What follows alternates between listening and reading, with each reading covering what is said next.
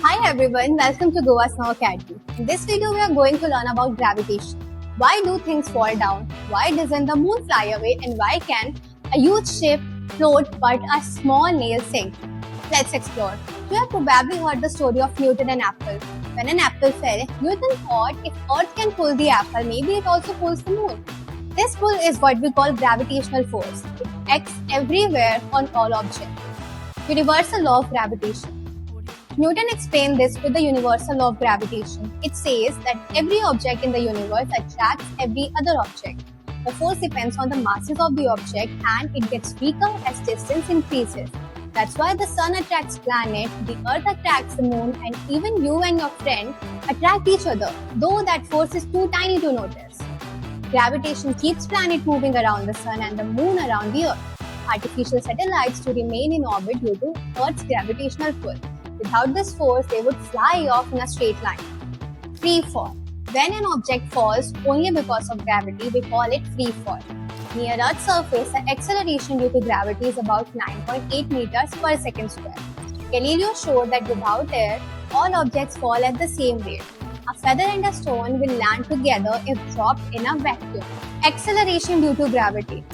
The value of g is calculated using Earth's mass and radius. It comes out to nearly 9.8, but g isn't exactly the same everywhere. It's slightly more at the poles than at the equator. Motion under gravity. Gravity controls how things move.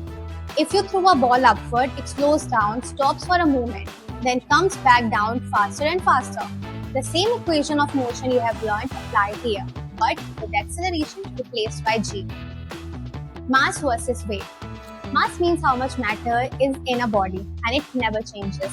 Weight is the force of gravity on that mass. Since W equals to m into g, weight depends on where you are. On the moon, gravity is 1/6 of Earth, so your weight there would be 6 times less, but your mass stays the same. Thrust and pressure.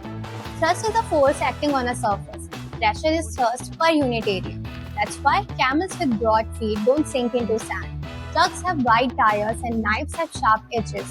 The same force acts, but pressure changes with area. Buoyancy. When you put something in water, you feel an upward push. That's buoyancy. If buoyant force is greater than the object's weight, it floats. If not, it sinks. That's why iron nails sink, but ships made of iron float because their design spreads weight over a large volume. Archimedes' principle. Archimedes discovered that when an object is immersed in water, it experiences an upward force equal to the weight of the water displaced. This is Archimedes' principle. It's used in designing ships, submarines, and even in instruments like lactometer to test milk. So to recap, Newton's law says all objects attract each other. Free fall happens under gravity alone. The value of g is nearly 9.8. Mass never changes, weight depends on gravity.